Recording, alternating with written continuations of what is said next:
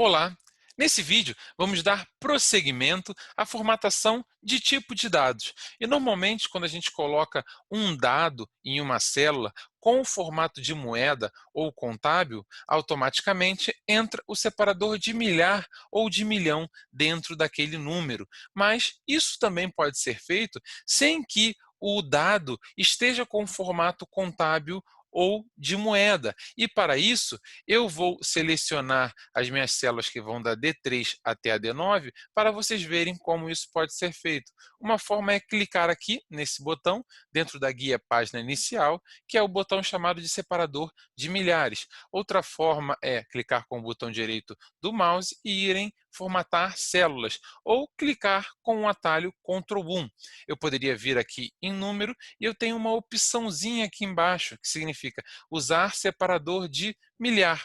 E, ao clicar nesse separador, vejam que já incluiu um pontinho aqui entre o 15 e os 3 zeros que vem à direita. Ele já está incluindo também as casas decimais, que eu posso retirá-las ou incluí-las e até mesmo aumentá-las. Eu vou deixar ele assim com 0,00, com 2 casas decimais. Nesse caso, todos os dados ficaram com 0,00, porque são salários que terminam de forma já arredondada. E vamos agora para as datas. As datas no Excel normalmente possuem dia, mês e ano, sempre separados por uma barra, como a data de nascimento do Ricardo, que é 15 de março de 1975.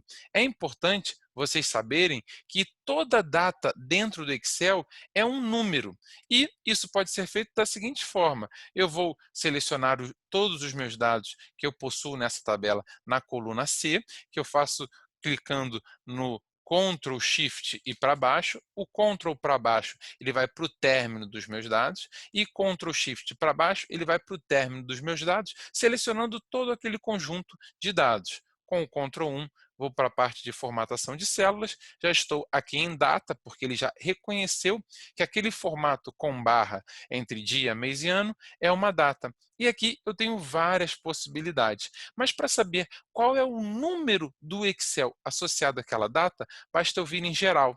Vejam que o dia 15 de março de 1975 significa o número 27.468.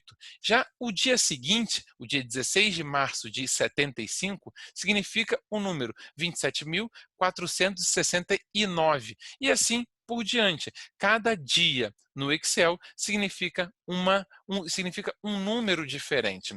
E vamos lá para os formatos de data.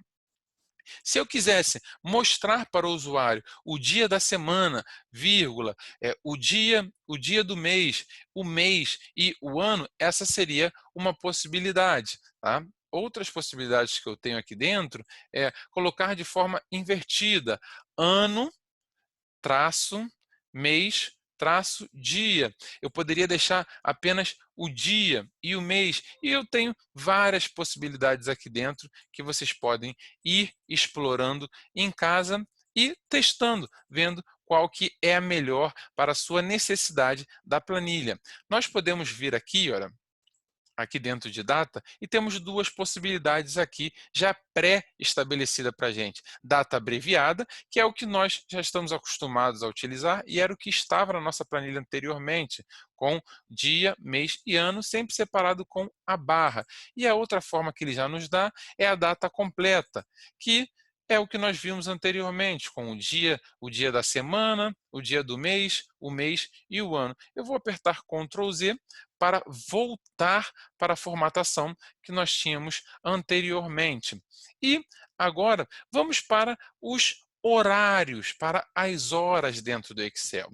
Normalmente, as horas, elas utilizam um formato que sempre possui o 2 pontos. Então, se eu quiser falar que o Ricardo, nesse dia específico da minha planilha, ele chegou 8 horas e 30 minutos, eu vou utilizar 08, 2 pontos, 30. Se eu tiver captado os segundos da hora da chegada dele, eu coloco aqui. Então, se ele chegou 8 horas, 30 minutos e 15 segundos naquele dia, esse é o formato recomendado para ser utilizado dentro do Excel. E se nesse dia ele saiu às 17 horas, 32 minutos e 25 segundos, eu preencho aqui. Se eu quiser saber a quantidade de horas que ele trabalhou nesse dia, basta eu colocar igual, seleciono a hora de saída dele, menos a hora de entrada dele. E o Excel, ele normalmente já reconhece que aquele dado, ele se refere a uma hora, então ele já coloca naquele formato para a gente. Eu posso selecionar esses dados, vou lá no Ctrl+1, e vou vir aqui na formatação do tipo hora. E eu tenho algumas possibilidades. A forma que eu estou trabalhando é essa, com hora, dois pontos, minuto, dois pontos, segundos. Mas eu tenho outras possibilidades. Eu posso utilizar com AM e PM, eu posso utilizar também outros formatos que eu tenho aqui embaixo. Inclusive, eu posso estar trabalhando com uma data e junto da data um horário específico. E vocês vão ver como que isso pode ser feito. Vou voltar aqui para a formatação padrão, que é a mais utilizada.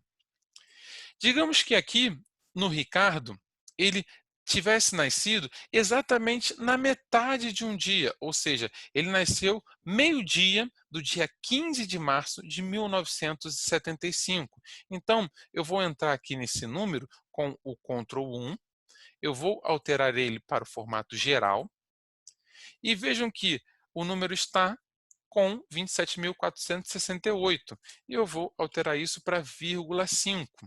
Aqui o horário da Diana eu vou alterar para 0,25. E vejam agora o que vai acontecer quando eu apertar Ctrl+1 e ir para o formato de tipo hora ou até mesmo data, que inclua, além do dia, mês e do ano, o horário específico que eu estou me referindo àquele dia. Vou escolher esse último formato aqui em data. Isso também poderia ser feito aqui em hora. Aqui embaixo eu tenho essas possibilidades, tá? Mas eu vou escolher aqui em data, essa última possibilidade aqui, que inclui o horário daquele dia. E vejam que ele já reconheceu para mim que metade daquele dia, ou seja, 0,5, o que eu coloquei, era exatamente meio-dia, que a gente poderia considerar que foi o horário que o Ricardo nasceu.